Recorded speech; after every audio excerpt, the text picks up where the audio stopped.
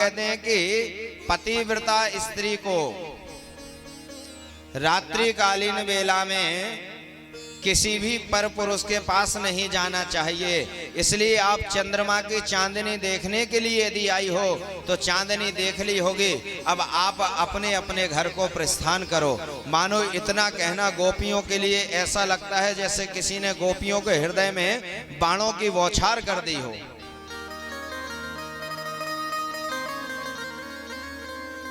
दुस्सीलो दुर्भगो वृद्धो जडोरोग्य धनो पिबा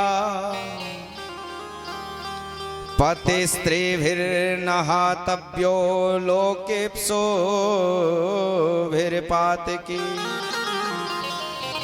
क्या नीति का सहारा लिया, ध्यान से सुने कि दुस्सीलो पतिव्रता स्त्री का धर्म है कि उसका यदि पति दुस्सील यानी स्वभाव से खराब हो तब भी पतिव्रता स्त्री का धर्म है कि अपने पति की सेवा करे। दुर्भगो यदि आपका पति दुर्भाग्यशाली है तब भी पतिव्रता स्त्री का धर्म है कि अपने पति की सेवा करे। ध्यान से सुनना पतियों। वृद्धो यदि आपका पति वृद्ध है तब भी पतिव्रता स्त्री का धर्म है कि अपने पति की सेवा करे। ये मैं नहीं कह रहा हूं, स्वयं भगवान कह रहे हैं, स्पष्ट भागवत में लिखा हुआ है, इसलिए मैं एक एक शब्द बोल के जा रहा हूं। दुस्सीलो दुर्भगो वृद्धो जडो, चौथा नंबर आया जड़। जड़ कहते हैं मूर्ख को। यदि आपका पति मूर्ख है तब भी पतिव्रता स्त्री का धर्म है कि अपने पति की सेवा करे।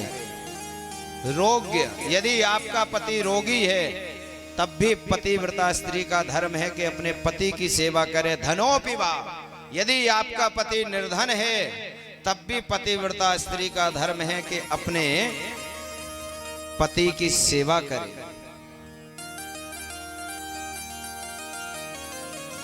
पत्नी की परीक्षा पति की निर्धनावस्था में ही होती है।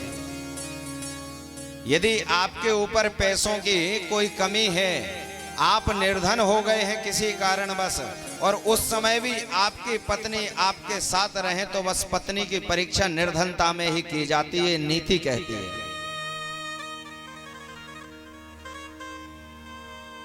मित्र की परीक्षा आपातकाल में होती है। शत्रु की परीक्षा रणभूमि में होती है।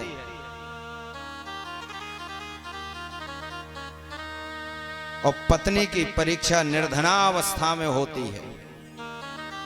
इसलिए देवियों, आपने यदि इस चंद्रमा के चांदनी को निहार लिया हो तो अपने अपने घर को चली जाओ। अब गोपियों ने जो भगवान से प्रश्न किया, बोली प्रभु